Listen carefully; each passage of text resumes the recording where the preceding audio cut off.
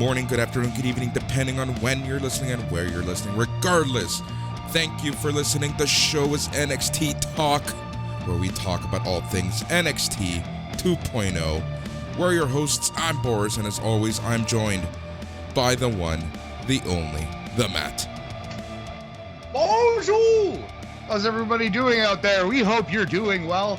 Boris, NXT 2.0 is your brain on drugs. This is your developmental league on acid, buddy. What's going on here? Yeah, dude, it's insane.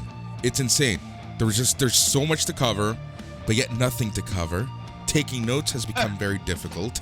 Yes, we're gonna talk. Go ahead. I was just gonna say, I take way less detailed notes than you do, man. I can imagine you just scribing away during these shows, because you try to go beat by beat on the promos too. Lots of promos in these things now. Yeah, well, we'll see about that. So what are we going to be talking about today? We are going to be chatting, reviewing, analyzing NXT from September 21st, 2021, which was episode 2 of 2.0. We're going to be talking about some Owen Hart news. We're going to be talking NXT UK in NXT UK Corner. And then we set up a Q&A, which we will end the show with. Sounds like a plan. Thank you very much to anyone who reached out in the Q&A. We'll definitely read a couple questions, answer them. But yeah, man, it's just definitely some new vibes. It's a completely different product. Yeah, 100%. Here's the thing. At the core of it, it's developmental. You're going to see some cheese. I think I said this on the show on the syndicated show or on the Patreon special. I don't remember where the F I said this. That they're going to be throwing stuff at the wall and they're going to see what sticks. So I think we're really seeing them throw a lot at the wall right now. Some of it will stick, some of it won't. We're going to be seeing some changes, but it is developmental. This isn't your indie promotion that is going up against AEW, and I think that's the key thing that we need to remember here. You know, if anything, let's compare this to Dark and Elevation. Absolutely. And I think it's definitely a more entertaining watch than those shows. I don't know.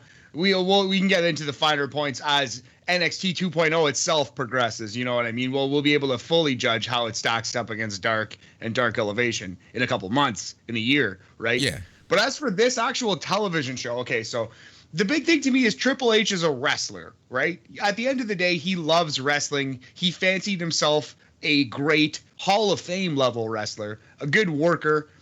And he loved wrestling, and he thought that a good pro wrestling match was the way to draw in fans, especially in 2021. It's clear that the people running this show, they don't think that. You know, they're not worried about great wrestling matches. The four-star plus wrestling matches, the 4 whatever blank du jour matches, Boris, those are maybe a thing of the past, but that doesn't mean that this is a terrible show to watch. But also, that doesn't mean that these matches aren't going to be there, because we've been seeing a trend, and I will say, you may not agree with me, but I will say that this show had this trend where the 2 matches that bookended the show were of a certain quality. Yeah, I agree with that. Yeah, I don't know if you call either great, but yes, they were definitely the best matches of the show. They were pretty good matches for sure.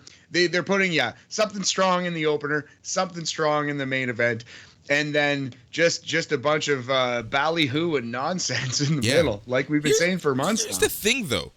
If this show, and I kind of put this comment out there, but I want to bring up this point.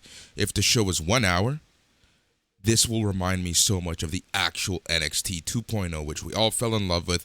This is prior to 2016, this is when takeovers really started, you know, when your Kevin Owens, your Sami Zayns were featured in NXT, the 1 hour show on the network. This really feels like it, except it's because of its 2 hour length, there's a lot of time to fill.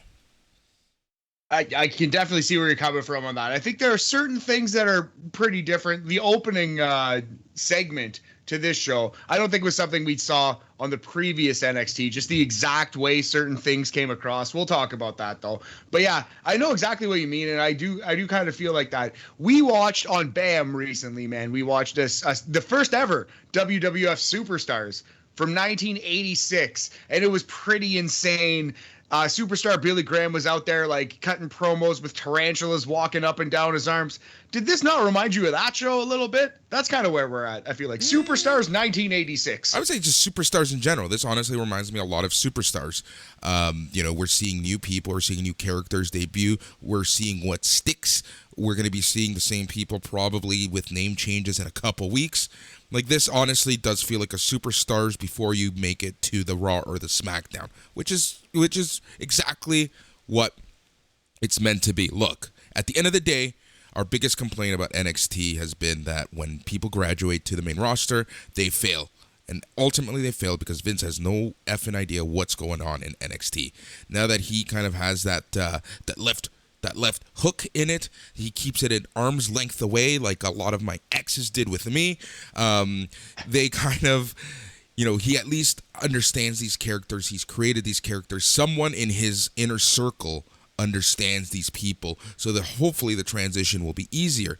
If that's what we get, all of this is worth it. If we see graduates from NXT 2.0 still failing and falling face first when they make it to the main roster, all of this is absolutely useless.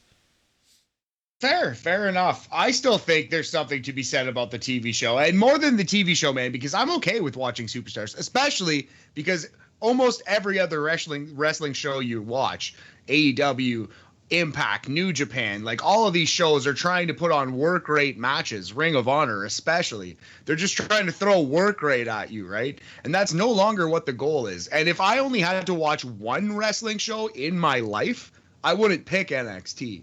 But because there's such a wide array of wrestling and I'm doing certain things, I'm okay with podcasting about this show. I think it's pretty interesting. It will never be a boring watch, it doesn't seem like. No. God, no. If anything, I may need to take some speed before starting the show just to keep up.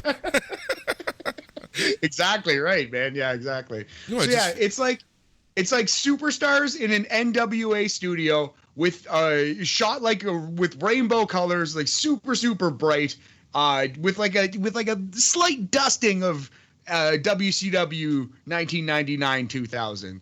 Like a slight hint of Russo, no sexism, no racism, no kidnapping, no disgusting, gross angles, but just a whole lot of things, a whole lot of to the back. Women are screaming at each other, back to the ring, to the back to the ring. Here's 10 promos, Yeah, exactly. We're going to be covering all that.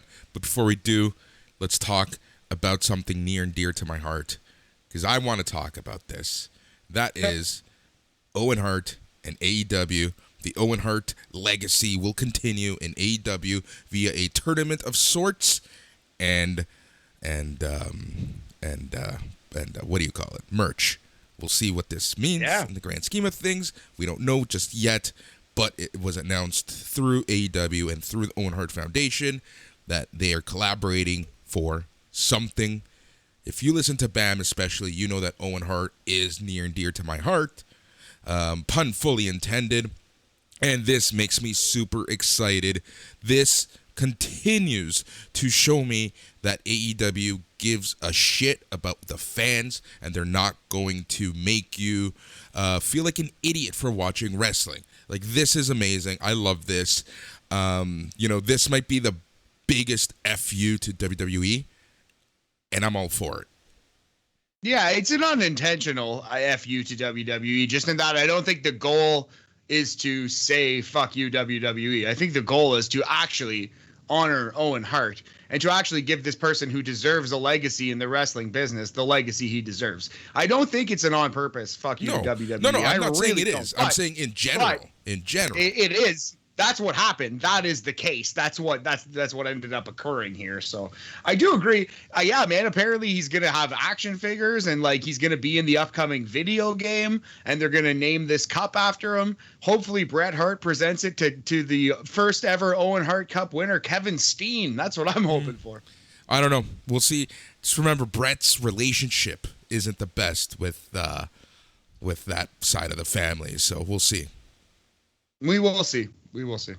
That's a good point. Yeah, but it's crazy. But at the end of the day, kudos to AEW, kudos to Tony Khan, kudos to the Hart family, the Hart Foundation, and I'm just so stoked to see whatever this is. Yeah, I think on tomorrow's BAM, we're going to be talking a lot of G1 because there's going to be 3 shows by the time we record to talk about. So we'll probably knock out at least 1, 2, maybe all 3 of those. But in the future, let's dust up a nice top 5, top 10 Owen Hart list. Maybe like matches and promos, moments, whatever. Let's talk some Owen in the coming weeks here on BAM. Man. Just hook that up to me. Like I'm all about that. Yeah, actually, briefly, while we're speaking, Owen, one gimmick we're gonna do for BAM somewhere down the road is top 50 cage matches because of the talk that Lucha Brothers was the best cage match ever. So last time you came upstairs, Boris, we watched us Bret Hart versus Owen Hart inside the confines of a 15-foot high steel cage, SummerSlam 1994. What a classic that is, man! Beautiful wrestling match. Yep, it was so good. It was so good. It's exactly what I remember. It's crazy how much of the actual match I remembered. But yeah, no, that was a lot of fun. Before we start and we get into it, I need to ask you, Matt, how was Rampage podcasting? Oh man, thank you for asking. It was very good. As I told Joe, absolutely an honor to fill in for Dan the Mouth Lafransky, and happy birthday, Mouth. I guess it's almost not your birthday anymore, but anyway, it was a lot of fun. It was a weird show. It was like slightly skippable for a Rampage. You know, most of the Rampages have been pretty good. This one was a little bit skippable, but I'll tell you, the Britt Baker, Ruby Soho promo was money. That is the thing I take away most from that show. Money promo. Yep, same here. All right, so let's get into business because we do have a lot of NXT to cover, including Q&A, including NXT UK Corner, and including this insane 7-match, many promo edition of NXT 2.0, episode 2.0. But before we do that, Matt, we need to figure out what our rating du jour is going to be because as the Young Guns, we're done with star ratings. So every week we have a new rating system, and we need to figure out what we're going to do this week. So what are you thinking? Well, there's such an array of wacky characters. It was basically like that Rick and Morty episode where they just keep showing out. Yeah, you don't even like Rick and Morty. Yeah, you don't even know what I'm talking about here. But yeah, we could, I don't know. We could do something like, I was going to do something about Rick and Morty, but I forgot that you hated it. You rolled your eyes when I mentioned it. I was going to go like Penn Sylvester's out of 5 or something for all the wacky characters on this show right now. But if you have an alternate, if you have an alternate thing, since you are the only person I know who dislikes that show. No, we'll go with you. We'll go with that. Whatever. I'm a team player. Penn Sylvester's out of 5. All right, so let's get into it. NXT 2.0, September 21st, 2021. The show opened with a recap of last week's premiere and the crowning of Tommaso Ciampa as your new NXT champion. We jump into the intro video.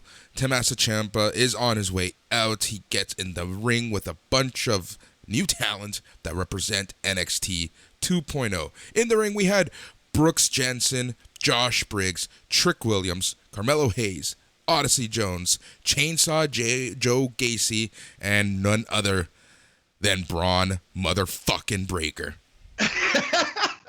Excellent use of your one F word if we're going to work PG-13. Braun Breakker with 2 Ks, baby. Yep, love it. So, Tommaso Ciampa gets on the mic. He talks about how it was worth every damn second to get back into the title picture before he wanted to get back to the title before addressing a few of them behind him and saying he wasn't always will be Mr. NXT. They can put a fresh coat of paint on it, but what hasn't changed is the passion of the superstars. He says he's happy to be holding his title and representing the brand because with him holding Goldie, NXT 2.0 is the A show. And this is when Cameron Grimes enters. Now, yes, sir. All right, let's talk about this, but I do have a question for you. Hey. So, Cameron Grimes makes his case for a title shot. Gacy interrupts him, and he doesn't get to say much before LA Knight comes in. I love the fact that he called the crowd insults, and then Pete Dunne comes in with Ridge Holland. Dunne gets on the mic, gives all the new faces a piece of advice. He says, make a name for yourself. The problem is, he looks around and only sees a bunch of geezers who are scared to throw the first punch. Ciampa throws the first punch, and a wild ball breaks out. This is when we go backstage, all of a sudden, very randomly, because apparently there was a commotion backstage. Bunch of women are fighting. Then we cut back to Ciampa and Breakker. They're dumping Dunne and Holland and standing tall. Braun Breakker gets on the mic and tells Pete and Ridge to grow a set of cojones and face him and Ciampa in a tag team match. Boy, lots going on. First of all, opening shot of the jabroni party in the ring. Every single one of them looked like a I don't know, not exactly like a star, you know what I mean? Like, in order to make these guys stand out and seem like stars, I wouldn't have thrown them all in the ring to be like just geeks together, you know, for lack of a better term. They kind of just all looked like nerds, and then Tommaso Ciampa came out, got a pretty good promo, the TNA style, the WCW style, to the back, excuse me, where random women are screaming at each other. I think I saw B-Fab in there. I think I saw Elektra Lopez in there screaming at each other, and then back for more shenanigans in the ring. It was just a lot to take in. I don't know if really if anyone came across better for this, you know? No. But at the same time, it was an entertaining few minutes. So here's the thing. At the end of the day, if anything, we are getting the lay of the land of whom is who is new, that there are new people. These are new people. Apparently Cameron Grimes seems to be a heel again. So, we'll see. We'll see what happens. Do you think that's what's going on here? Cameron Grimes is a heel? He seemed very heelish tonight. Do you think so? I didn't get those vibes at all. I thought he was still pretty babyface like. Well, we'll see. We'll see what happens. But here's the thing. My point is, at the very least, they're laying the lay of the land. Did it work? Yep. Maybe. Was it entertaining? Ish. Was it too much? Yes. That was a little too much. Yeah. Tommaso Ciampa, good promo. Braun Breakker, sounds like Uncle Scotty a little bit, you know. But I thought he did decent. Uncle with air quotes. So they say. Yeah. Definitely like a chaotic opening. I don't know if I'd call it, good. It was entertaining this first time. But if this happened every week, I'd get sick of it literally by next Tuesday. It's like certain wrestling shows having a brawl to end every single show on Wednesday night. You get sick of it. Yeah. Hey, you got to call a spade. So let's move on. All right, when we come back. You could also incorrectly call a spade. You could call a diamond a spade too. Yeah, well. Speaking of diamonds. Yep. Speaking of diamonds, all right, our first match is for the NXT Cruiserweight Championship, and it featured your champion, Kushida, going up against Diamond Mine's own Roderick Strong. All right, I have to say, Diamond Mine 2.0 is really growing on me. They look menacing. They look cool. I'm enjoying Diamond Mine. I can't believe I'm saying that. No, one thing that NXT 2.0 has done significantly better than 1.0 over these last 2 weeks is Diamond Mine. Humongous success story over these past 2 weeks. We will see. But yeah, that is a ship that has been righted for sure. 100%. My one thing about this match, timing. I wish this match went just a little bit longer. This match only went 9 minutes. And on the dot. And the placement. I 100% believe that this should have been your main event. It's a championship match. Let's respect the belts. But this is now NXT 2.0. Yeah, and yeah, exactly. It probably would have been in the old NXT. This would have been the main event, and it would have gotten more time, and it would have made sense for the opening match. The way that promo was set up, and it was all chaotic. It would have made sense for it to start right away, right? So Yeah. I could have totally seen that happen. That makes a lot more sense. But then you don't have the big Braun Breaker, Tommaso Ciampa stare down to end the show. You have it at the start. So I see both sides. What happened here, though, is that this amazing match only got 9 minutes, and that sucks. Yeah, so at one point, Kushida rolled through a backbreaker. He got the hoverboard lock. Malcolm Bivens puts his foot on the rope. We get running interference while the rest of Diamond Mine attack Kushida. They throw him back in the ring. Roderick Strong hits a end of heartache to become your new NXT Cruiserweight Champion. Yes, sir. Yeah. For what this was, awesome. Every second these guys were in the ring, it was just great, fantastic, fabulous back and forth, technical wrestling. Every strike so crisp. It looked real. It felt like a fight. And then it only went 9 minutes, and they did an anticlimactic, obvious ending. So I couldn't go any lower than 3.5. 3.5 photography Raptors out of 5, Boris, for a 70% on this one. It's a B. But at the same time, man, like, it could have been much better. Slightly disappointing, but every moment that it was in the ring was just brilliant. All right, the obvious question: where does this leave Kushida? Oh, that's a tough one. I'm scared. They did put him over with, or like in defeat with the whole interference thing, right? They put him over in losing, but he lost in 9 minutes. So I don't know. With NXT 2.0, man, would it shock you if this was the last time he ever wrestled in WWE? No. Would it shock you if he actually got another long run in NXT? Wouldn't shock me. Yeah, right now I have no idea what to think of anyone, anything. So, I honestly think that Kushida will be fine. But every time one of these NXT 1.0 guys lose, I just get worried. Yeah, same, man, definitely, especially a guy like Kushida. Yeah. All right, so Diamond Mine 2.0, as I'm going to call them moving forward, they're celebrating their win in the ring until they are interrupted by none other than Grayson Weller. He tells them to chill and cheers for. He tells them to chill with their cheers for the new champ, saying after what happened to his boy Drake Maverick last week, he's realizing that NXT 2.0 is a straight up jungle. But if anyone was built to survive in the jungle, it's him. So instead of sitting in the back waiting for an opportunity, he's out here to take one and challenge Strong to a match next week. Yeah, pretty standard bad promo, but all right. Yeah, it was basic as basic can be. So Bivens gets on the mic and he asks how dare he interrupt the champion celebration, talks to Roddy. The match will be made for next week. So that's that. While we're nitpicking, while we're analyzing, I think Malcolm Bivens generally an amazing promo. Him doing like the childish like repeating voice was the worst moment of his career. Don't ever do that again, Bivens. You're far above something like that. It wasn't funny. Far above Malcolm Bivens is than a dumb move like that. Yeah. All right. Then we go to your boy in the streets of Chicago, Tony D'Angelo. We get another promo. He talks about his family mob ties, talks about where the money's at. He'll be in NXT 2.0 soon. There we go.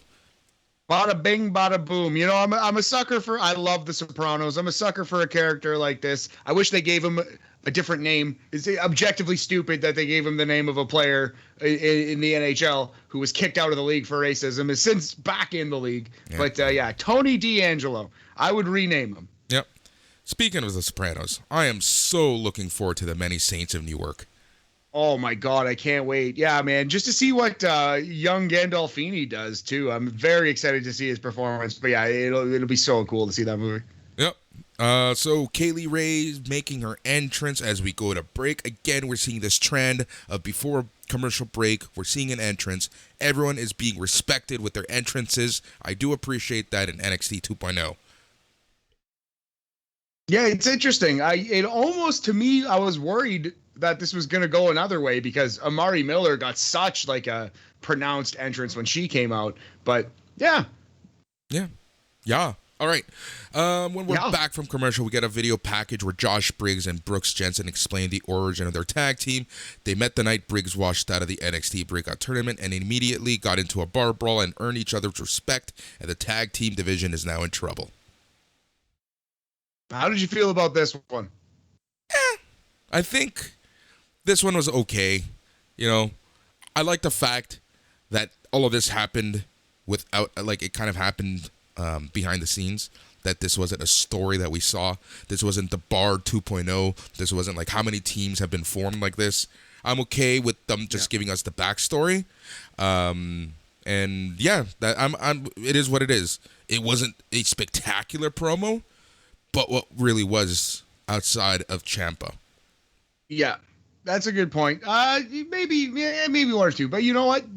I liked the idea, like you said. I like the package that they put this in, because in another world, in another company, they would have just done the actual bar fight. They would have just done the actual thing where Josh Briggs is drinking because he lost in the tournament, and then some other goofball comes up to him. And I like that they showed us the security footage and had them describe it post brawl. I thought that was kind of clever. Yeah. It's a little different, right? It's good. All right, so as you mentioned, Amari Miller gets an inset promo where she says she's here to showcase her skills as she's coming out. This leads us to Kaylee Ray versus Amari Miller. This match did not take long at all. This match was, 1 minute, 36 seconds. Kaylee Ray won with a gory bomb, back-to-back elevator reverse facebuster. 1 minute, 36 seconds. Yeah, baby, the KLR bomb. So, yeah, I was worried that because Amari Miller got this big, long entrance and she got her inset promo, I was like, oh, no. Are they going to beat Kaylee Ray? I was wrong. Kaylee Ray did not look threatened for 1 second, and I think the match was shorter than Amari's entrance. Yeah. All right. How would you rate this? It was a pretty average WWE squash. We're going to go 2.5. Sleepy Gary's out of 5, Boris, on this one. It's 50% Mendoza line. Why did I accept this rating system? It's so stupid. All right. All right. The hardest working reporter in all of professional wrestling, Mackenzie Mitchell, is with none other than Braun Breaker as he's interviewed backstage, and he talks about how excited he is to team with Ciampa tonight. Tom joins the interview, and they seem to be on the same page. And when I say Tom, I meant Ciampa. Tommaso. This is what I mean about my notes. This is what I mean about my notes is going to shit. Oh, Tommy Ciampa. Oh, also, you almost blew your line. The hardest working reporter in all of professional wrestling. And it's the only time tonight I get to say it. Brutal. That alone made me hate this episode, but whatever, that's fine. I don't mind Braun Breaker too much. Man, he sounds like a Steiner brother, though, eh? Yeah, he really does. It's crazy. It is insane. All right, so we go to break. Dante Chen is being promoted. When we get back from break, we get footage from earlier today of Zion Quinn escorting some ladies to the back door and then beating up a guy who tried to slip through in front of them for being rude. Because chivalry is not dead, Matthew. It's important, Boris. You got to be polite and respectful out there on these streets. So that was definitely Zion Quinn. Have we met the guy who we just beat the crap out of? Nope. I don't think we have. Nope. He's jobber 56843 right now. All right. Very good. Yeah. So we'll see what happens. This made me chuckle a little bit, but then we go straight into Dante Chen versus Trey Baxter. This match lasted 1 freaking minute. Dante Chen wins with a front face lock package jawbreaker. Yeah, something like that. That's a good call. I described it as a vertical suplex cradle into a sit-out compacting neck breaker. I don't quite know exactly what it was. Or we should just say he won with what a maneuver. He definitely hit a what a maneuver on him. But this was a very weird squash match. It starts off, Trey Baxter immediately gets the advantage, hits a dope suplex on Chen that Chen sells for the rest of the match, including during his celebration. Baxter's on the top rope. Chen gets him, knocks him off, hits one move in the entire match, and that move is his finish. This weird suplexy rampage into a sit-out, almost neckbreaker thing. This match seemed like it was meant for Trey Baxter versus a 7-foot monster. Because, right? He gets the early advantage, or he tries to get the early advantage by going, exploding with attacks, and then he gets his ass kicked with one move. It felt very awkward that these men were the same height, the same body, the same whatever, right? Like, it just felt very weird. Definitely. Extremely strange. Yeah, man. And we're getting a story. We're getting a bit of story out of this, as we'll touch on later. But yeah, this was very strange at the time. I don't think it achieved much because Dante Chen didn't look good. Trey Baxter did look good, but then he got beat by one move, so he came out looking worse. I think this is pretty bad squash in terms of squash matches. I would say this is a sizable fail. We're gonna go one Mr. Beauregard out of 5. It is a giant big fail. I didn't like this at all. So this is where we're at. We're rating squash matches. What do you mean? We've always rated every match. That's part of the. That's part of the lure here. But I mean, like literally, half of our show is talking about 1-minute matches. That's gonna be that we better settle in for the finer points of rating squash matches. It's gonna be good to talk about actual wrestling again on BAM. Yeah, all right. We get a vignette for Andre Chase where he's teaching a class at Chase University, and this entire class is about how much Odyssey Jones sucks. Yeah, so if you remember Dean Douglas, when Shane Douglas came over and did those vignettes, lots of Dean Douglas vibe here. I don't mind this too much. I thought this was pretty good. He was he kind of did a little bit of the Key and Peele Mad TV coach at the end. I forget the coach's name. That's a hilarious sketch though. But yeah. This anyway also reminded me of of primetime Chris Nowinski. Yeah, exactly right. That like classroom talking down to you, I'm a dickhead vibe. Yeah, for sure. I don't mind this. I like this for Andrew Chase. Yeah. Let's see where it goes, right? This is what I mean. Throwing a bunch of stuff at the wall and we'll see what sticks.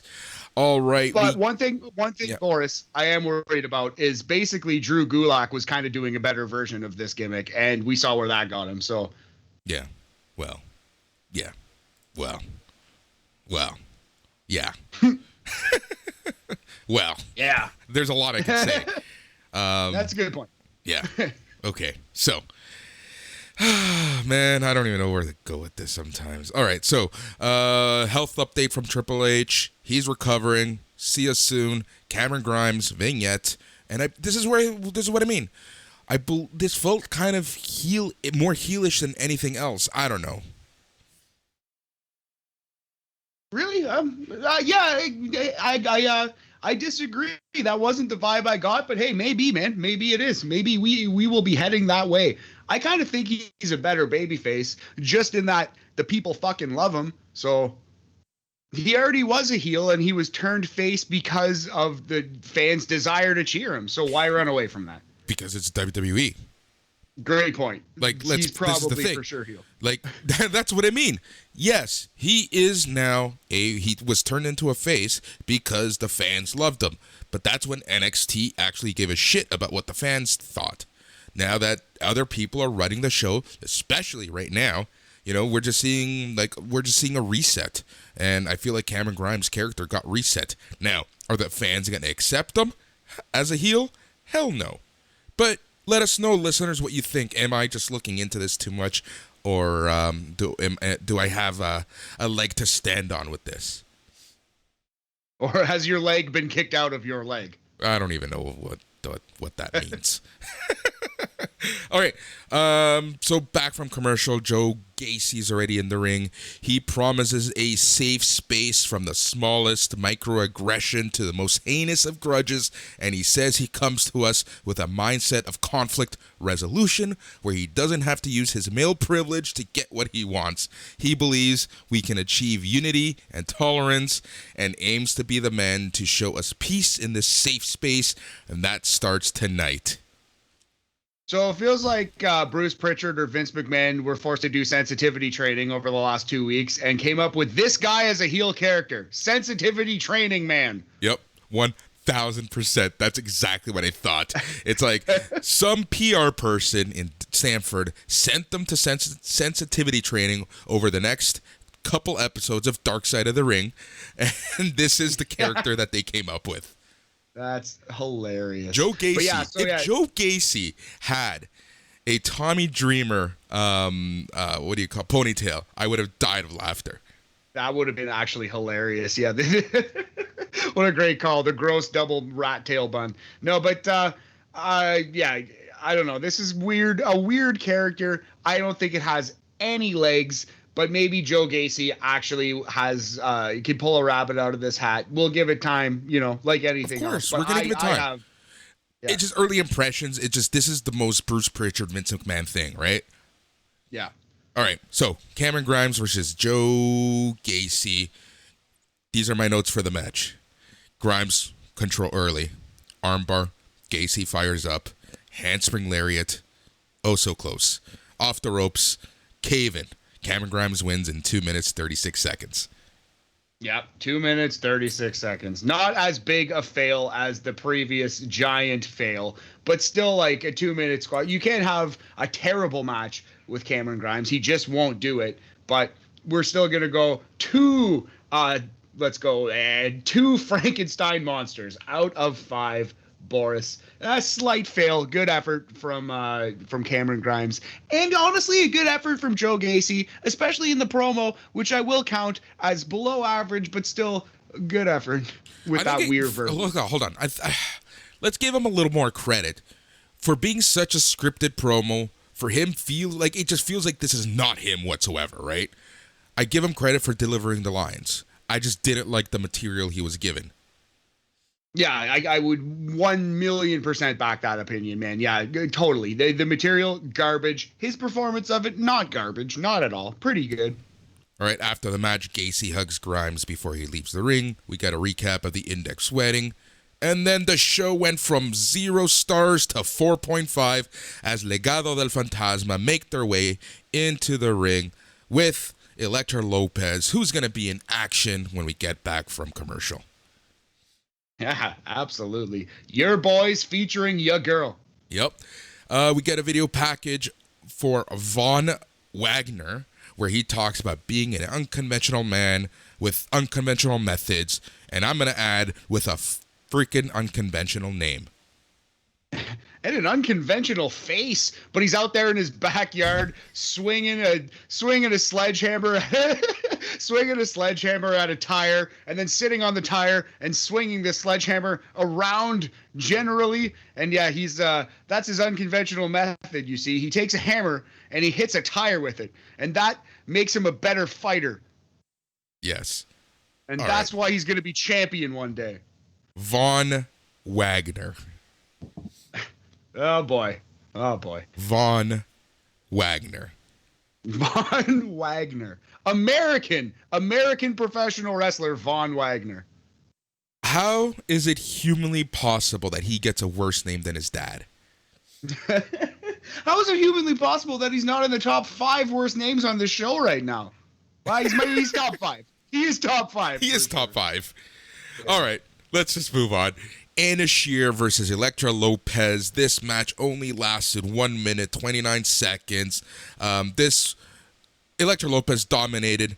Anna Shear got a couple little offense in, but Elektra Lopez eventually won with a Blue Thunder Bomb in 1 minute and 29 seconds. Yeah, eat shit, Sami Zayn, am I right? She actually wins with the Blue Thunder Bomb. It's like last week when someone won with a V-trigger. Yeah, right. Mandy Rose won with a V-trigger. Lay it out, fools. Lay it out, bitches, with the V-trigger. Oh, man. So this was a terrible match.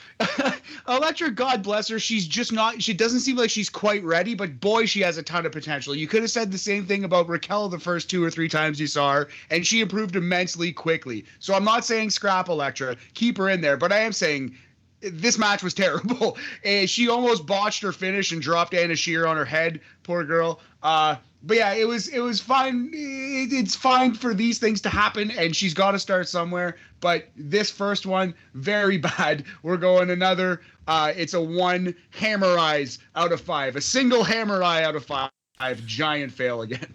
After the match, El Rey de Reyes, El Dios de Luchadores, that's what I call him, Santos Escobar gets on the mic, and he puts Elektra over, saying she completes Legado, and passes the mic to her. She says this is just a little taste of what she's going to unleash on BFAB and NXT 2.0. BFAB can keep talking, but we know that it's just all talk. And if she doesn't like it, she can get her skinny ass out of here. BFAB does indeed get her skinny ass out there. She blindsides Elektra Lopez as the rest of Hit Row is coming down the ramp. She enters ring left, attacks her. The women are brawling. Legado and Hit Row all adhere to the bro code. Do not try to break up the fight. And that was that. Oh, man. Oh, boy. Okay, so slight spoiler for down the road, they're announcing that later on this show that Elektra Lopez is wrestling BFAB next week on NXT 2.0 Rainbow Edition. In a no DQ match, Boris. Yep. That could be terrifying. Now, I imagine a lot of that is going to be smoke and mirrors and trying to help these inexperienced performers out. But I'm not saying they will do this, but if this were Vince Russo, WCW, they would just throw them out there to have like a terrible 7 to 8 minute weapons match, and it would be the worst match of the year. Like there is potential for this to be an absolute disaster. I think it's going to be pretty good, but it could be oof. Yeah, for sure. Trey Baxter is sad in the locker room. Boo-hoo, you lost, man up. Cora Jade shows up. Cora Jade says some stuff, pep talks him, kisses him. We go to commercial. No, Boris. We got to touch on something very important here. So, Trey Baxter looking sad. Girlfriend Cora Jade comes up to him, being a very nice partner, supporting her partner while he's down. And it's not like he was terrible to her, but he was kind of just feeling sorry for himself. Cora Jade says, "Well, did you see that guy out there? He was like a superhero. You'll be fine. Chin up. You'll get him next time," kind of thing. And then Cora Jade walks away, Boris. And Trey Baxter looks at himself and he says, "A superhero." Boris, are we getting Baxter ASH? I don't know, man. I can't with this. Oh, man, I think we're going to get Trey Baxter doing some kind of weird hurricane character. That was my first thought. As soon as he was like, a superhero, ? I was like, oh, dear. Oh, no. That was also Bob Kapoor's first instinct. Yeah, man, I think Bob Kapoor's onto something. Stand back. It's Trey Baxter coming through.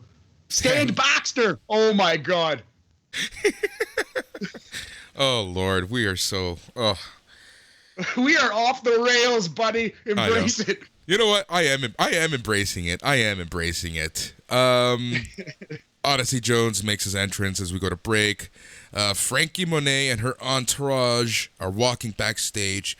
They run into none other than La Chingona, Raquel Gonzalez. Raquel says their title match will be next week, and Frankie tells her to enjoy her last week as champion. Lash Legend shows up, gets in Frankie's face, tells her that the title match is cool, but it won't be as cool as the debut of her talk show next week. Lash Legend, not to be confused with Lash LaRue. A separate Lash. You mean Gambit wannabe in WCW? That is exactly what I mean, yes. Yep. All right. So, what did you think of this?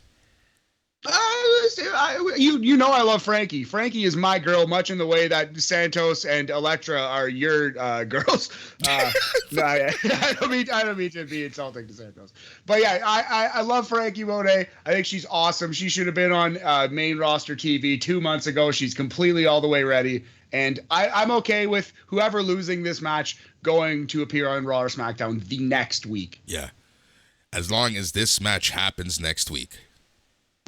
Yeah, well, they've advertised it, but they've pulled that bait and switch on us before. But I think they saved it because they wanted it to main event a show, and here we go. It's main eventing next week. So you think the women's matches are gonna bookend the show?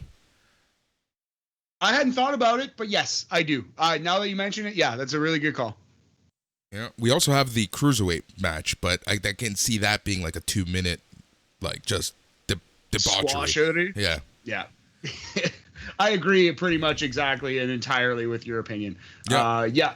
All right. Definitely the opener is going to be that tag match. All right. Odyssey Jones versus two guys in a handicap match. Odyssey Jones controls the entire match. Andre Chase comes down to the aisle for a distraction. Odyssey Jones doesn't bite into the distraction. He climbs to the top of the rope. He does a 747 splash on not one, but both guys. And he ends up winning in, how long was this? 2 minutes and 43 seconds. Yes. Yep. Might have been my bad. I thought he jumped off the second rope. Was it a top rope splash? Did he hit him with that superfly? I thought it was a top rope. I don't know. I could be wrong. Yeah, possibly. It's possible that I am wrong as well. It's happened once or twice before. So the shithead jumpers that he beat, Boris, were Kerry Millman and Darren Chiappetta. Kerry Millman and Darren Chiappetta. So yeah, this was Chiappetta. Yes, like exactly like Chiappetta. Yes, that was his given name. Oh Lord. It might have been Chiappetta, like Gary Michael Chiappetta, but I don't think he has I don't think he. You know what my biggest takeaway from this match was? Unfortunately, Odyssey Jones looking exhausted by the end of this match. Oh, you think so, eh? He was maybe sucking a little wind. I don't know. I didn't. It wasn't terribly noticeable to me, but definitely. I'm not saying you're wrong. But yeah, I thought this was pretty average. Like there are bad handicap matches, like Giant Gonzalez, like where it's just a waste of everyone's time and everyone looks terrible. And there are like amazing like squash, like Yokozuna squashing 3 guys and throwing spin kicks and suplexes, and like these guys like being terrified for their life. That's like the height of this kind of thing. So this was right in between. This was average. Odyssey Jones looked good, but he didn't really do much. He hit like one big splash. He said woo a lot. I thought this was nothing wrong with it. Nothing too right with it. We're going to Mendoza line it, Boris. It is 2.5 Amish cyborgs out of 5. 50% right on that border. Yeah, that's exactly it. Like I said, it was basic. It was average. It got the point over that, hey, Odyssey Jones is going to be a big guy and he can take on 2 guys at once. So whatever. Yeah. If they can achieve at the very least that, then it was worth it. And they did, so it was worth it. Let's move on. Post-match, Chase attacks Jones with a chair. Odyssey catches it, breaks the chair. Andre Chase runs away. Kind of looked like the chair broke a little early. Maybe it was just me, but kind of took a little bit of the impact out of that. But it was still fun. Yeah. Grayson Waller is backstage. He's chatting with some people. Carmelo Hayes and Trick Williams roll up. Carmelo tells him that even if he wins the Cruiserweight Championship, he might just cash in and end his reign. So that's an interesting line. Can you cash this thing in like Money in the Bank? Exactly why I stopped. It sounds like you can. It sounds like that's what this is. Right? So that's really weird. The way it was worded, he specifically said, I might take it from you tomorrow, like next week when the match is over, right? So It sounds like. So here's I'm going to accept this. The reason why I'm going to accept this is because he has an opportunity for a match. Now, they never said when. And remember, before last week, he was always a face. So as a face, he always gives people the heads up that he's going to, quote unquote, cash in. Now that he is a heel, he will cash in when the time is right. Yeah, absolutely. But it's just it's a marked difference from last time they did this with ACH because he had to cash it in like pre-announced. Was there a title cash in? I believe he lost. Was he even still around after he won? Yeah, I think he had like 1 or 2 matches, and one of them was World or North American title loss to someone, I believe. I wasn't watching regularly at that time, but I do think that happened. Yeah. All right. JC Jane, Gigi Dolan, Mandy Rose walk past all these fellas, and they admire them. As we go to commercial, they come out with their entrance, and like I mentioned on the Facebook page, they are now known as Toxic Attraction. Toxic Attraction. You know, Tony Khan would have paid for Toxic by Britney Spears, which would be a better theme song than the one they're using. Unfortunately, this is WWE. Yeah, I wouldn't go that far. All right. How'd you feel about this, man? About what? This promo. Oh, we're not at the promo yet, because my favorite part of the entire show happens we get back from commercial. Ike Manjiro takes us on a tour of his very colorful closet, talks about how you normally think about strong style when it comes to Japanese wrestlers, but with him, it's style strong because of his handsome jackets. It's so good. Ike Manjiro means handsome man, and he is the most handsome man in NXT. And he's here to just party, just have a good time. Of all the personality profiles, this was the most entertaining, by far the most endearing. This one made you want to see the guy more than any of the other ones, you know? Like this was like, I want to see more Ike Manjiro. I hope he's on every week. I love this guy. Between the stupidity that he did at the wedding, which, you know, looking back at it, I freaking love. And this, that's it. He's my 2.0 standout star right now. Absolutely. 1,000%. He's filling the kind of a little bit of that role, although it's a little different, but it's kind of similar. And man, there just needs to be like a fun loving baby face on every wrestling roster. It's just a role that needs to exist. So I'm glad he's doing a good job of it. Yep. All right, back in the ring, Toxic Attraction, Hot Girl Autumn, as you're going to call them. They all have mics. Mandy Rose starts. She says she came here to be our gift, our golden goddess, but asks where we were when her face was battered and beaten. Her new pals don't give a damn what we think, and they showed her that there's a beast behind her beauty, and they're the future of the women's division. Gigi Dolan takes over. She says the pain of her past has always fueled her aggression, and she knew that if she could pull Mandy out, they'd be unstoppable. And Rose's experience brought them purpose, and that makes them unbeatable and will lead them to the top. JC Jane says Toxic Attraction aren't just pretty faces in the crowd, and if you thought for 1 second they'd sit in the back and wait like the rest of these broads in the division, you've got another thing coming. What Toxic Attraction wants is the NXT Women's Championship. So yeah. Okay, I like this. All things considered that this was their first major promo in a crowd. It was heavily scripted. Who talks like this? Who says, the pain of my past has fueled my aggression? Who says that? Just like you can see the WWE speak in this one. This was just classic, like overwritten WWE promo for sure. But I think they did a good job, man. So like, I was very impressed by Gigi Dolan here because her voice sounded like shaky and a little nervous. You can hear that she was nervous, but you couldn't see that she was nervous. She wouldn't let you see it. Like, she was really playing that role. And I respect that a lot. Like, this is a group that needs to kind of grow into it a little bit. I thought Mandy Rose did a really good job. And Gigi Dolan is, you know, she impressed me with like not... It sounded like she was very nervous, but she was not shook. You know, yeah. She was just like she just knew this was her first promo on WWE TV, really, in front of a crowd. Yeah, and Mandy Rose seemed the most comfortable out there, but for obvious reasons. Something about Gigi Dolan. I follow her on Instagram. I've seen her matches in the past. I've seen her live a couple times. That's how she always sounds. Really? Yeah. Interesting. Yeah. Well, maybe I completely misread that, and you know, I not that she's listening, but I apologize if so. But to me, it just she sounded like audibly like her voice was shaking and cracking. Yeah. You know, like for sure. Yeah. All right. Tag team champs Io Shirai, Zoe Stark are interviewed backstage. Shirai accepts the challenge. Indy Hartwell's best friend Persia Perota rolls up to wish them luck in that match because when Indy's off for honeymoon, they're coming for the titles.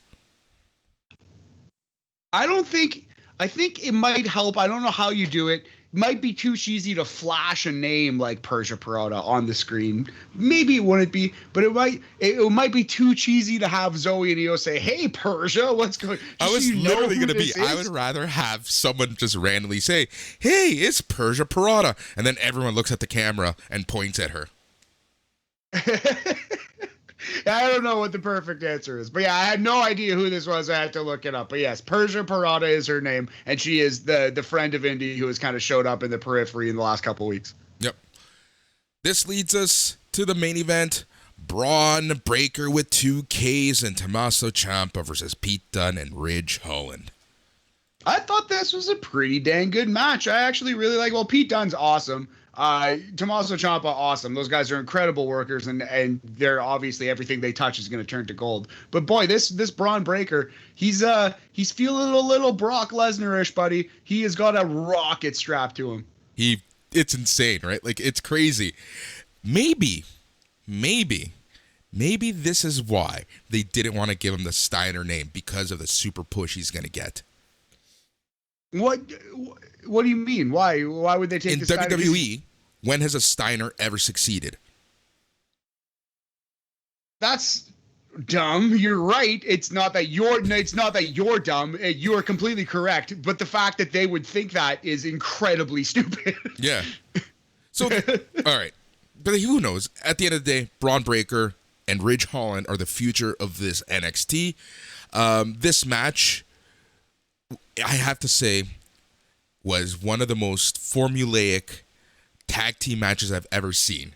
But that doesn't make it bad. What they did worked. The work they put in the match worked. That's all that matters. Very basic matches in NXT these days. Very, very basic, very, very bare bones. Like you said, it's like it's standard tag team match structure here. And it led to the big hot tag and the big finish for Braun Breaker, who's using a Steiner recliner. They gave him Steiner moves. But you're right.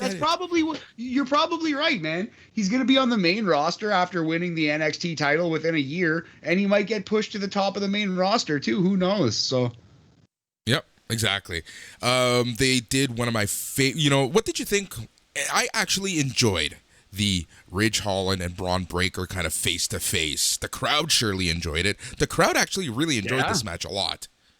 Oh, absolutely. It was a pretty good little match. Like I said, I think that's enticing down the road. We'll see that in a couple weeks to a month probably. That was kind of, it was kind of interesting to see them get that Hulk Hogan Ultimate Warrior pop on an extremely low level. Yeah. They literally bounce off each other. They down and out. Ciampa and Dunne are back at it. Tommaso takes the truncheon from him. Breaker with a military press, but Pete cuts him off. Kyle O'Reilly runs out, hits Holland with the truncheon, throws him back inside. Willow's Bell takes Dunne out. Braun with a military press. So Braun Breaker, Tommaso Ciampa win with the power slam, military press, whatever you want to call it, in 12 minutes, 22 seconds. Yeah, if you haven't seen Braun Breaker yet, he does the old Goldberg-style move where it's the gorilla press, military press slam, and he throws him and flips him like 90 degrees into a power slam, Davey Boy Smith style, right down, 1, 2, 3. I like this match a lot, man. I would go as high as 3.5 reverse giraffes out of 5 for this one, 70%. Like I said, I like Braun Breaker's hot tag and coming in at the end. It was a little like, green-ish. There was one part in particular where it was probably more Ridge Holland's fault, but he kind of like wandered into a place where he shouldn't be, but he was still selling, thankfully. So Braun Breaker kind of just shoved him out of the way, gave Dunne a suplex, and then picked Ridge up and gave him a suplex. And it was kind of a mistake, but the way it worked, and because Ridge was still selling, it actually kind of was dope. You know what I mean? It kind of became a cool spot. Yeah. So, these are very basic matches, but if you put the right people in them, they're going to still be entertaining. And here's the thing. If they can pull off these basic matches and have these basic matches still get a reaction from the live crowd, they're obviously doing something right. Yeah, absolutely. So I was worried that Kyle O'Reilly would be out of the company or something, but looks like he's still here. What do you think, like the point of taking him out of the title match was, and what do you think he's going to do next? To get Ridge Holland over. What I don't understand why Ridge Holland wasn't in the match. Maybe they don't want Ridge Holland in a title match until he actually wins it. Maybe that's the whole point of this. I don't know why they put Von Wagner in the match, but I really do think that what we're gonna see now is Kyle O'Reilly and Ridge Holland. Ridge Holland's gonna completely annihilate him, and eventually we're gonna see Braun Breaker, Ridge Holland, NXT Takeover Brooklyn. Oof. NXT Takeover. We're gonna see. We are definitely gonna see how that looks. Yeah, but what do you think? What do you think is gonna happen? I don't think he's gonna get destroyed by Ridge Holland. Maybe he will. Tommaso Ciampa's already pinned Ridge Holland, so like I don't know how high they are on Ridge, but I don't know. I thought we were gonna get Pete Dunne versus Ilya, but it doesn't look like that's gonna happen. So I think it might be O'Reilly versus Pete Dunne now for a while. Yeah. Or Ridge Holland and Pete Dunne just, they beat up on O'Reilly. One of them gets a title shot. They lose, and they both end up on the main roster. Dunne's got an extension for 3 years. I don't think he's staying in NXT for 3 years. I'd be pretty surprised if so, man. I don't understand what the point of that would be. But who knows? You never know with Vince. He's a very short little fella. That Pete Dunne. Yeah, who knows? Who knows? You know what? Maybe he's going to be Ridge Holland's manager in the main roster. Bearcat Ridge Holland? Yeah. Exactly. Oh, Lord. Oh, my God. Ridgie. Remember the Leon Ruff stuff? Oh, WWE, God bless you. So that was NXT. Yeah, it's superstars on acid with a bunch of young green guys. Yeah, exactly. Overall, you know what? Like I said, this is only episode 2 of 2.0. I'm going to give it time, but overall, I didn't hate the show. There were things I liked. I like the fact that we're getting introduced to new characters. I like that they are at the very least, no matter how cheesy some video packages and promos are, they're showing something to introduce them to us. I like the fact that every new person seems to be teamed up with an older person. So obviously, they're kind of thinking ahead on how they can develop these new people. But at the end of the day, this is developmental. This will be cheesy. This won't be the best. I think we're in store for about 7 matches a week, with 2 of them getting at least 10 minutes or max 10 minutes, and then the rest being complete squashes. Yeah, looks like it, man. And it's gonna vary. We're gonna see. But I don't know. I don't know if it's gonna hold the rating. It's definitely gonna pique people's interest for a couple weeks, but we're gonna I don't know. Do you think it's gonna have any chance of being like close to the last week's rating? I think it'll drop, what was last week, 750? Yeah, it was around 750. I think it'll be 725, 700, and then it'll come back down to about 550. I think 500, 550 is where it's going to be realistically. And really, when you think about it, that's not the worst. No, absolutely not. I wonder if it's going to affect the next deal, or if USA would ever consider canceling it. Although I think that opens up a pretty big can of worms, because WWE would be quite upset if they canceled one of their shows. But it still gets better ratings than a lot of the stuff that USA Channel would play. Right? They show a lot of movies and like CSIs and shows like that. Right? So, weird, arguably terrible scripted television shows. Exactly. So this. I think as long as it can beat those shows, they're fine. Well, then hopefully they should be fine. We'll see how bad it gets. Next week, September 28th, 2021 on NXT, we have a new no DQ match between B-Fab and Elektra Lopez. We have an NXT Cruiserweight title match with Grayson Waller and Roderick Strong. We have the NXT Women's Tag Team titles match as Io Shirai and Zoe Stark go up against Toxic Attraction, Gigi Dolan, and JC Jane. We have the NXT Women's match women's title match as Frankie Monet goes up with Raquel Gonzalez. And we also have the promo segment with Lash Legend in her lashing out skit. Yeah, she's going to get a Piper's Pit, a highlight reel type thing. And we'll see. All right. Is it time for NXT UK, buddy? Oh, please. Yeah, let's talk about some good wrestling.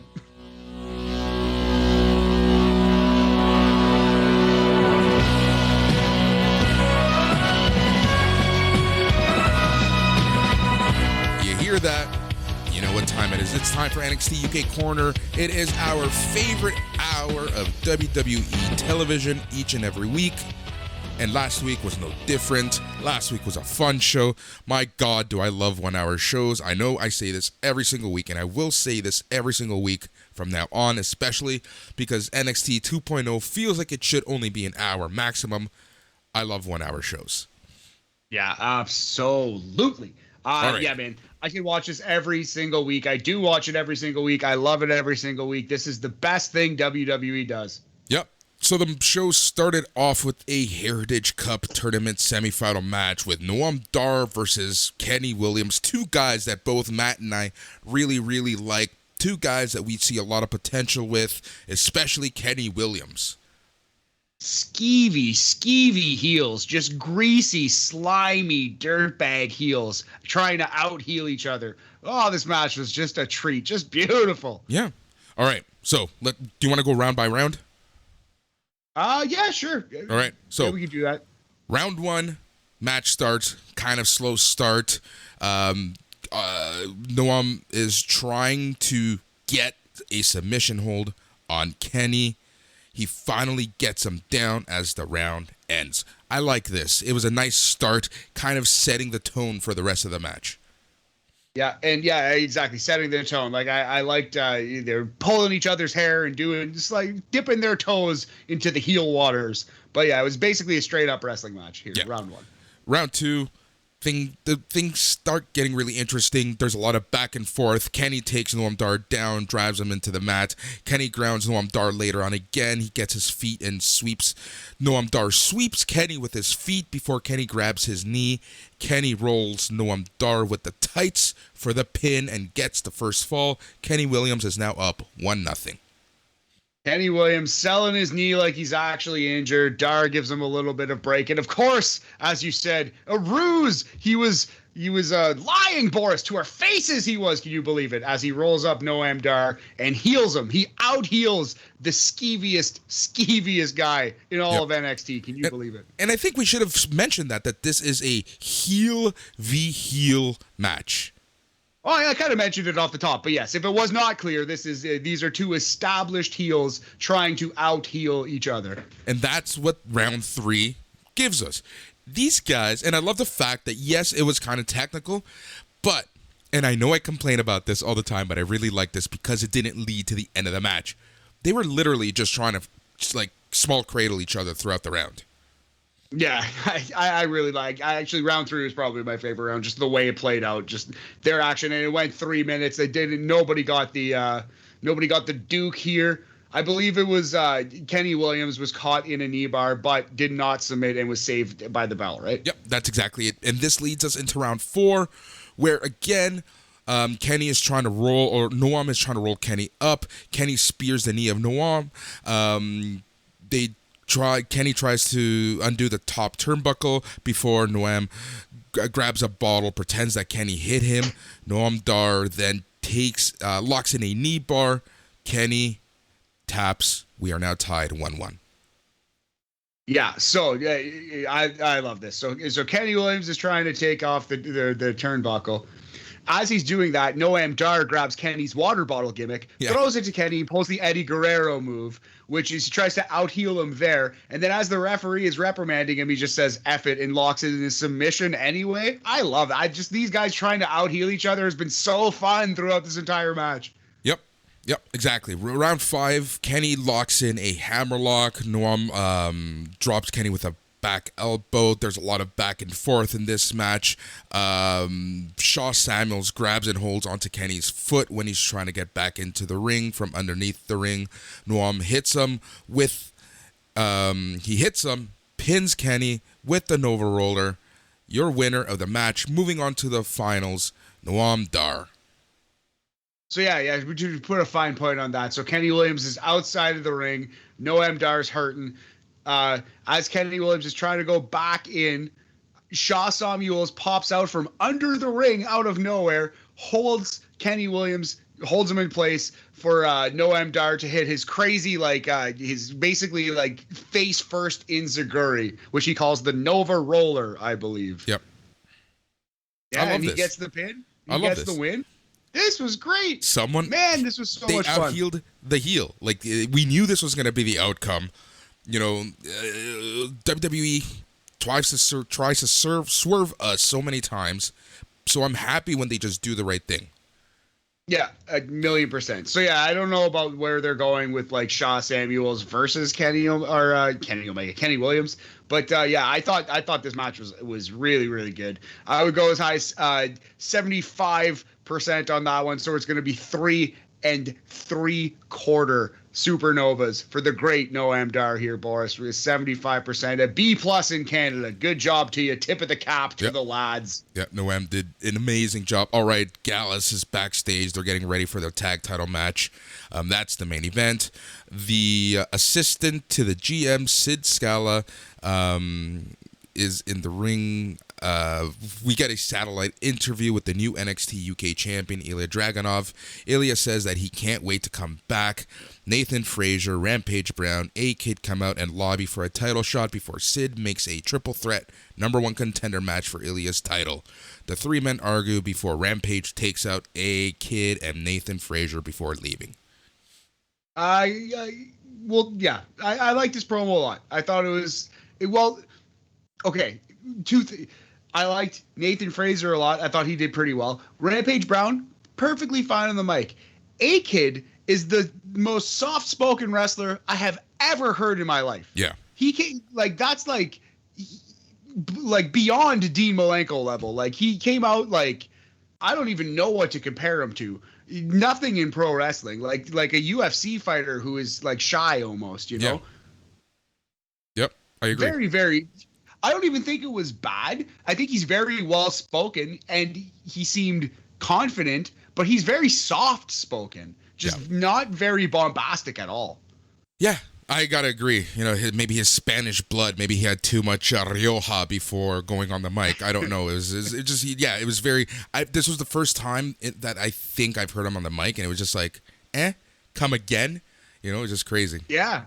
Yeah, I had to listen closely to catch it all, but he's well spoken. He's not stupid. He's very it was fine in terms of a promo, but just he's a soft spoken man. Yeah. Yep. All right. Backstage, Emilia McKenzie's getting ready for her match against Stevie Turner. Again, backstage, Ginny and Isla Dawn almost get into it. After Isla Dawn invaded her dressing room as we go to commercial. So that's weird. Is Isla Dawn I guess it doesn't really matter. Is Isla Dawn a babyface, though? Is Ginny going to be babyface? It doesn't matter. It really doesn't matter. Yeah. Let's establish this as the weeks go on, as long as Isla Dawn is on TV. Fair enough. Emilia McKenzie versus Stevie Turner. This was, in my opinion, an okay match. Nothing crazy, nothing amazing. It was kind of like your NXT UK middle match. Yeah, exactly right. Yeah, it went 5 minutes. Pretty average, standard match. Yep. It was fine for what it was. Yep. Emilia dodged the V-trigger. She hits a German suplex into a running Meteora for the pin and the win. So Emilia McKenzie defeats Stevie Turner via pinfall. Yeah, I enjoyed it. Perfectly fine. 5 minutes, 19 seconds it went. And we're going to go 2.5 supernovas out of 5. 50% Mendoza line kind of match. Yeah. All right, video package, Wolfgang and Teoman ahead of their Heritage Cup match this week. Yeah, interesting. Yeah, I love Teoman. I like Wolfgang. This is pretty good. You may have touched on it and I missed it, or maybe it's later in the show. Because there was a scene of Mustache Mountain Discord. Did you catch that? No.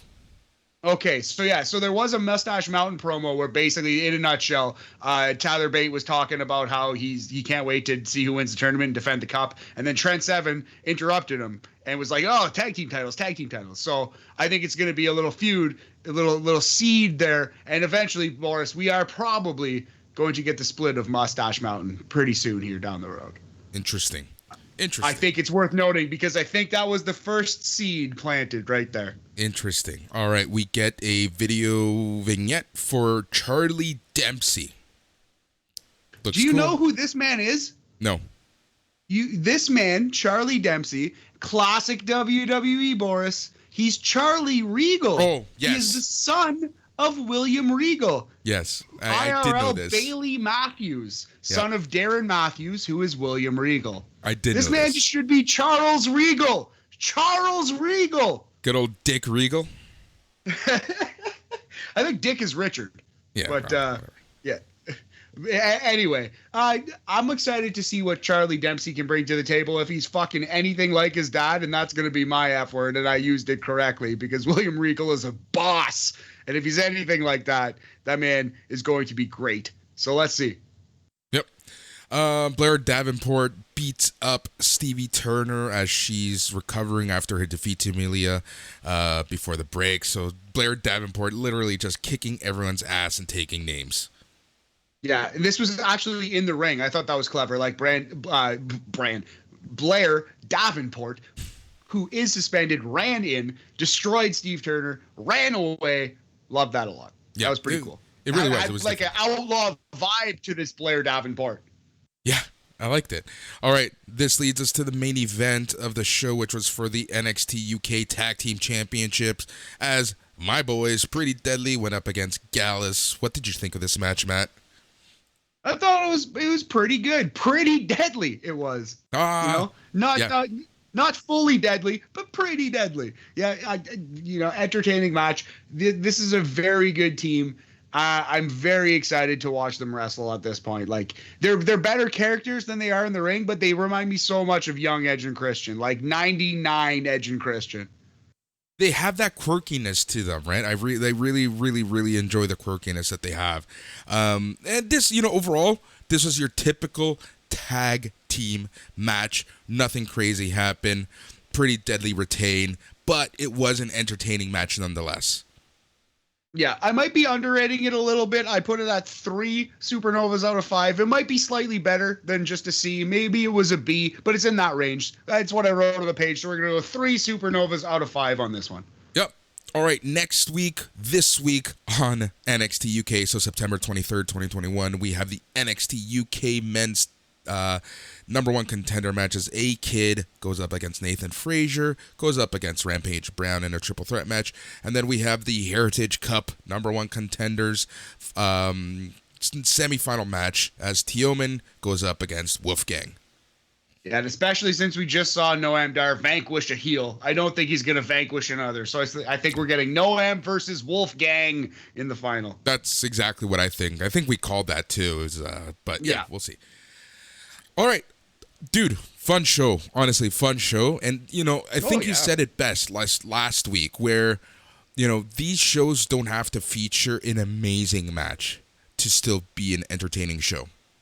Exactly right, man. Yeah, exactly right. And that's where we're at with NXT right now. And that's cool. Like I said, too, at the top of this show, if every wrestling show looked like NXT 2.0, I would not watch it wrestling probably. I wouldn't choose NXT 2.0 as my main show. If I could only watch one television show, one wrestling show, man, I honest to God might choose NXT UK. Same. It would be a thought. It would be a tough debate. Same, 100%. All right, want to do some Q&A? Yeah, let's hit it. All right, so in the morning on Tuesdays, we're going to start putting up a Q&A and C thread, Q&A, comments, whatever you want. And, it just gives us something to chat about, gives us some time to interact. So thank you for everyone who did put up a comment, a question, or anything. With NXT 2.0, honestly, I think that some weeks we might struggle with rating, talking about, analyzing squash matches. So, we're not sure exactly what to expect But we're going to try to keep things fun. We're going to try to keep things interesting. We're going to try to tell some jokes as we talk about stuff. But like I said, at the end of the day, we're going to try to give this a chance. And this leads us into the first comment. I guess it was a question, more of a joke question, but I did want to address this. And that's from Paul York. And he did say, how long do you think it'll be before you and Matt are talking about NXT in the same way Jason and Mark talk about Raw? That's funny. So there's like a soullessness to Raw that I don't think will ever quite exist in NXT because it's still young guys chasing their dream in a way that Raw is where they go to have the desire beaten out of them. You know what I mean? And on NXT, well, they still have the desire, Boris. So I think there's always going to at least be that, but probably 6 months. Here's the thing, and that's why I say, we're going to try to do our best. We're going to try to keep things interesting. We're going to make jokes. We're going to have fun. Rating a 1 minute squash match is going to be difficult sometimes, so we might blow through some stuff. We're going to keep this show as fun and as entertaining as humanly possible. Dude, there is interest in the show. I know it was the same people, but there were over 100 comments on this thread. There have been weeks where there were maybe 20. Oh yeah, absolutely. Yeah, the old NXT was dying a death. It really was, and they needed a change. So I'm not sure exactly where this road leads, but we're gonna roll down it. I'm not quitting this podcast. I will watch NXT every day, every NXT episode that it is on, as long as we're both on this earth, Boris. Yeah. Let's do a podcast about it, buddy. That's exactly it. Like I said, we're gonna do our best. We might sound a little sarcastic, like I know I did earlier in the show, but it just sometimes, things that they throw out on the wall just isn't hitting right for one of us. But yeah. All right, so that was Paul. Jake Eleanor says, how long do you expect Ciampa to hold the belt for? Who would be the most likely contender? I think we kind of touched on this earlier. Personally, I think he's going to hold it at least until the Survivor Series time frame. We don't know what to expect then. Will there be a takeover? Is it going to be in the Performance Center? What's the deal with takeovers now? But I think that Ciampa will likely hold it, and I have a feeling we're going to be seeing a triple threat with Ridge Holland and Braun Breaker, and one of those two are going to win. Interesting. Ciampa, Breaker, Holland, triple threat for the NXT title. Yeah, so I think it's probably, it seems like they're gearing up Braun Breaker. It really seems like he's touching the belt, he's staring at it, that seems like your next champion. Yeah. They're really telling you hard. They're really going out of their way to tell you. It would be a swerve at this point, I think, if it's not, you know? Yep, holler if you need them, right? Yes, sir. Woof, woof, woof. The dog-faced Breaker. Yeah. But yeah, so it's gonna be one of those two in my opinion. And I think Ciampa is safe. I think he is safe in NXT 2.0. He seems to be adopting the teacher role, whatever that means. The teacher role. Well, man, he's a great promo. He's a great wrestler. He's an absolute total gym rat. He's everything they really want out of an example. He's a model citizen in NXT. All right. Joe Aguinaldo, good old Joe. Thank you for always leaving comments and whatnot, dude. I appreciate it so much. So it's a three-parter. He says, number one, on last week's show, you had mentioned they did something like 6 debuts. Do you think they continue this trend over the next few weeks, where they debut multiple people until they establish a 2.0 roster? Matt? I just wonder how many people there are left to debut back there, but I guess there's a never-ending supply of talent. They have so many people in the Performance Center, and if not, they can go recruit some more. So I think every couple weeks, maybe it's going to be something where every month or 2 or 3 we get a show like the other day where we get 6 debuts, and then for the next 2 or 3 months it's establishing all of those characters, and then we get a new batch after TakeOver or after whatever big reset show is coming. Yep. That's exactly. I think you hit the nail on the head there. I feel like that's what the the best way to expect. I think every quarter there's going to be a rotation of sorts.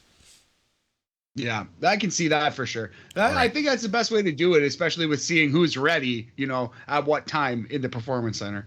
Yep. All right. I'm going to skip number 2 because I want to end with this. Now, number 3, which NXT 1.0 roster members have a place on the 2.0 roster, and conversely, which ones don't? And the most important question, will Santos Escobar and Legado del Fantasma be around? Of course they're going to be around.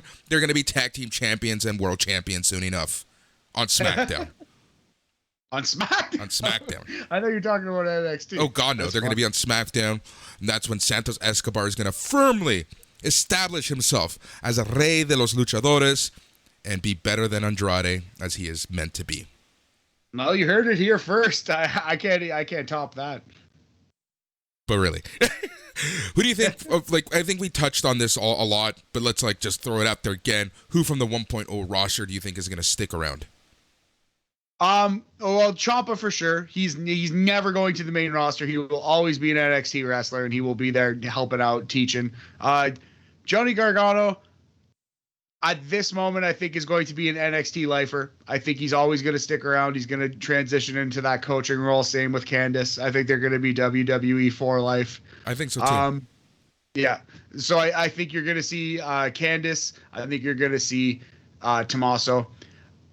Yeah, they're going to stick around in NXT. I think some NXT 1.0 people are going to go up, and they are going to get their cup of coffee. If you count LA Knight as 1.0, he's going up. Io Shirai had better get her shot on the main roster, even if she's Kairi Sane 2.0, whatever. Give her a shot, let her do a moonsault or two in front of people, and tell me she won't get over. Dude, you know who I think is going to be up before anyone else, even before Frankie Monet at this point? Who? Toxic Attraction. Toxic Attraction, eh? Well, that makes sense. Mandy shouldn't be down, really. Yeah. But if she wants to find some lackeys and bring them up to the main roster with her, I'm okay with that. I'm cool with that. All right, so the last question of the night. When does Parker Bordeaux, a.k.a. Gunnar Harlan, make his debut?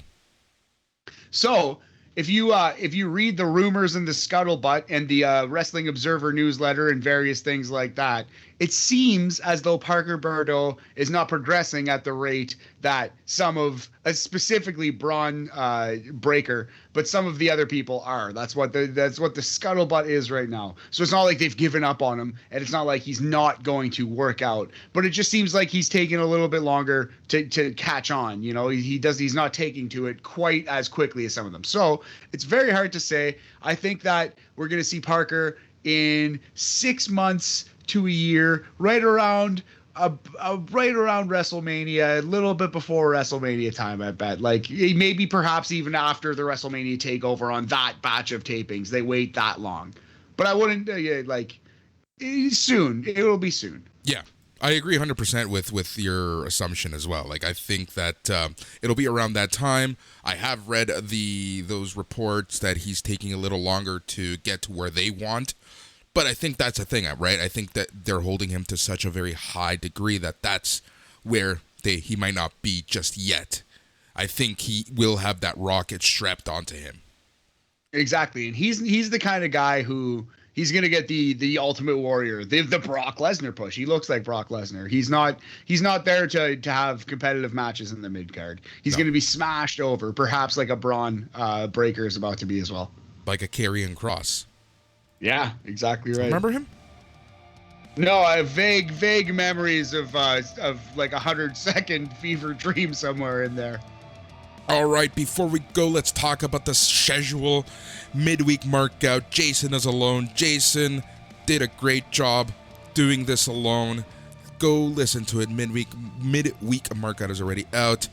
Tomorrow, Thursday, Bam Weekly. Matt, what are we going to be talking about? It's going to be a lot of G1, Boris. I at least will try to watch day 1, 2, and 3 matches of the G1 Climax. That'll be 15 matches coming at you. You can watch as many as you'd like as well. Try to get on that train. And then, that's about it. We have Ring of Honor. We got a lot of sports talk coming at you, too. We got NFL Week 3. We got the Blue Jays trying desperately to blow this game tonight, but failing in their effort to blow it and actually winning. Yeah, we're also going to talk about the Players Tribune in general, because inspired by Brian Danielson's article from earlier today, which was just amazing. Actually, really good. One of the best things I've ever read in the Players Tribune. Yep. It was honest, right? Like, it was so honest. Because I find that those articles, we'll talk about it tomorrow. Yes. All right. Rather than talking about it in the outro. But yeah, thank you so much for the feedback. Thank you all so much for listening. Stay tuned. We're here for the long haul, buddy. Yep. Friday, we have the old fucks talking All Elite Weekly as they review Dynamite, SmackDown, Smack Daddies on Saturday. Old fucks are back with the Rampage review on Saturday. Then you got the Sunday nights, the main event syndicated show on Sunday. Go to ballergear.ca. There's all the merch, soon to be new NXT TLK merch. And I'll tell this story next week of why the logo has changed yet again. But that's it. Yes, couple things. Don't want to get hit up by the legal team of WWE, for the love of God. Exactly. All right, that's the show. As always, thank you for listening. He's Matt. I'm Boris. The show is NXT Talk, where we talk about all things NXT 2.0. Yeah.